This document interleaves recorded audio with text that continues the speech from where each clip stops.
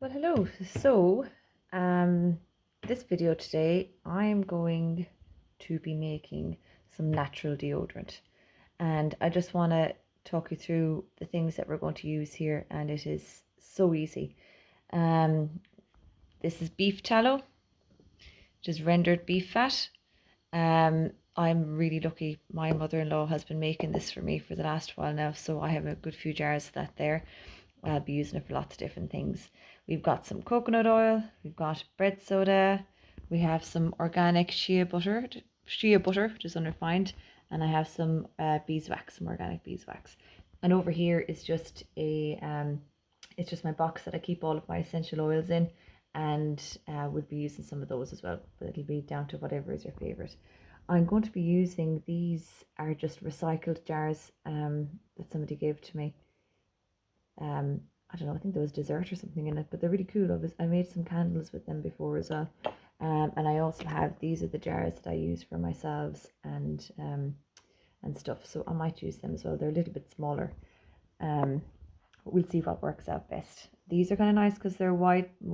See how wide they are for dipping your hand in, because that's what you'll be doing.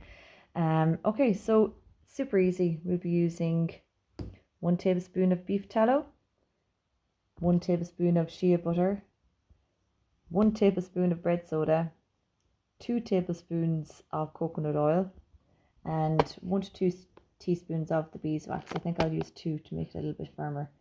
And yeah, and then about like 10 to 20 drops of your essential oil. The essential oils I think that I'm going to use today are melaleuca, which is also teatree, because it's antibacterial and all of that. But I might put the oils in separately, because I might use wild orange, which I love. I use that one for loads of stuff all the time. I really like the smell of it. Yeah, so that's, or I think I have some lavender there as well. Lavender would be good too. So yeah, down to your own preference, what you'd like to use for your oils. And all we have to do basically is melt our tallow, our coconut oil, our shea butter, and our beeswax in a little double boiler. You just get your hot water in a saucepan and just bring it down to a really low simmer. Put your glass bowl on top of it, and then just melt them down. It's super quick. When they're melted down, add in your tablespoon of bread soda or bicarbonate of soda, and mix that together. Add in your essential oil, pour into your jars, and voila, there you go. So let's get cracking. So that's melting down really nicely. It's only been about a minute or so. And just as that's melting down, I was just thinking about my essential oils there, and I think I'm going to use tea tree and lavender this time. And the reason for using those are, well, tea tree oil it's antibacterial, and it's antifungal as well, and it's also good for the skin. It's good for people who have like eczema and stuff like that. Lavender is really good for your skin. Lavender is something that you'd use for burns or rashes, and it's good for stings and bites, and it's good for kind of helping with inflammation as well.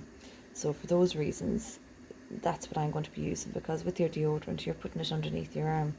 And the reason that I make my own deodorant is that, well, gosh, I don't think I've ever really used normal commercial deodorants, because to me it seems bizarre to put something underneath your armpits, right on your lymph nodes, and right beside your breast tissue and your glands and everything there, that is full of ingredients and aluminium and all of these other toxins.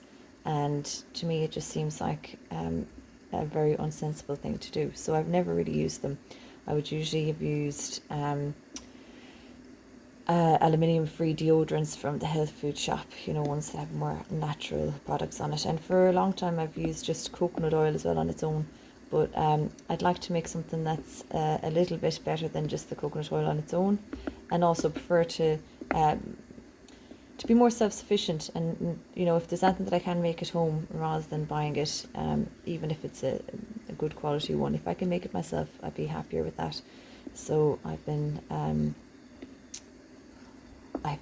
looking for time to do this, and it's so quick. I don't know why I haven't done it before. So this is a bit of an experiment for me too. But if I'm happy enough using coconut oil on its own, with these ingredients together, I'm going to switch that off altogether. It's going to be even better again.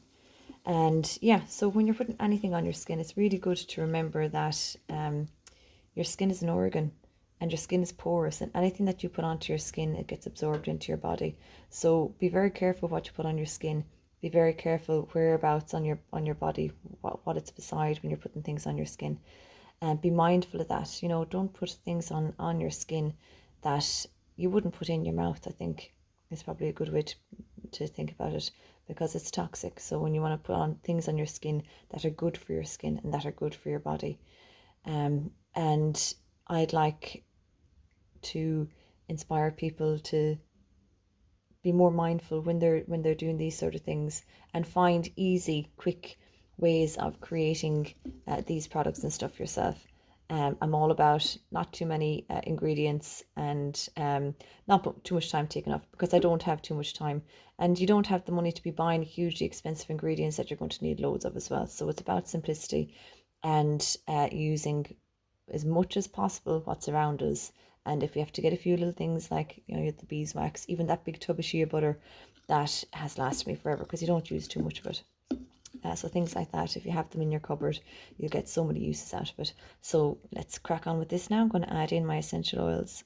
Okay, so I'm going to try 7 drops of each. I think 20 is a lot. 1, 2, 3, 4, 5, 6, 7.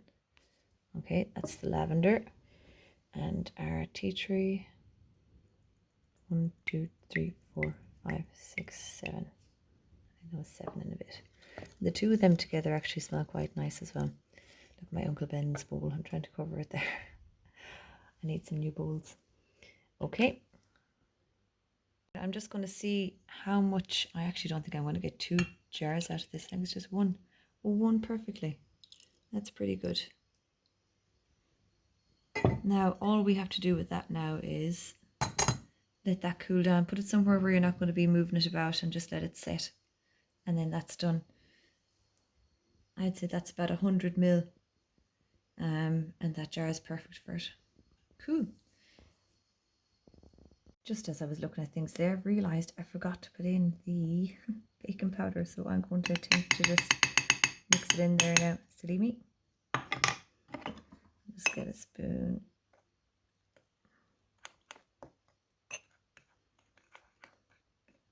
Oh, it's no big deal if we miss out on a step. Usually it's easily rectified, especially when everything is still melted. That looks pretty good now. And I think I'm going to go ahead and make a second batch of that now that I know how much liquid I've got out of it. I'm going to make a second one.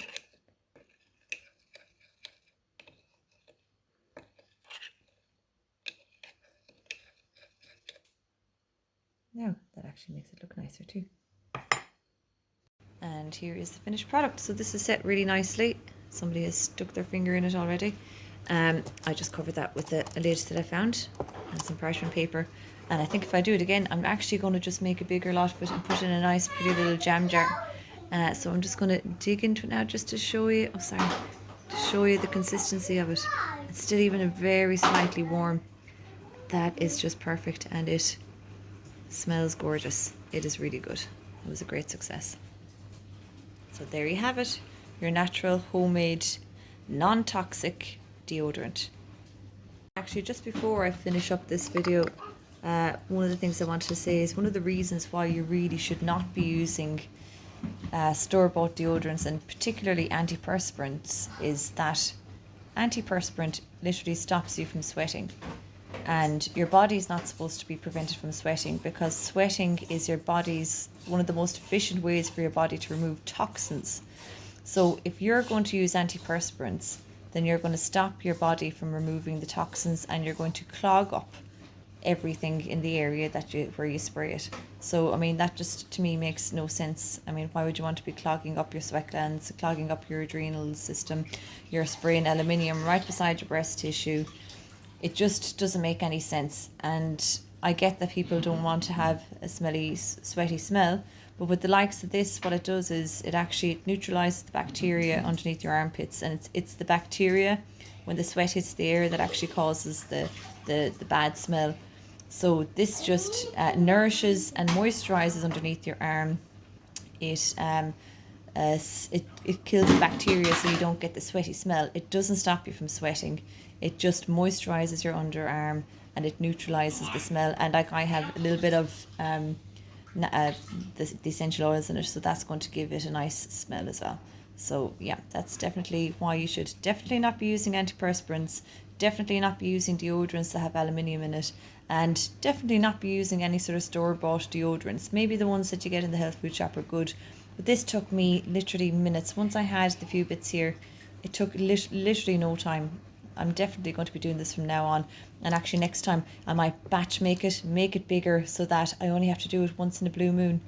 I'm so excited. It's lovely. I've tried it on. It's really moisturising. I think that's the shea butter really helped that. It's a lovely smell. It's a lovely texture. It hasn't left any marks on my clothes. Yeah, it's been brilliant. It's definitely going to be something I'm going to be doing all the time.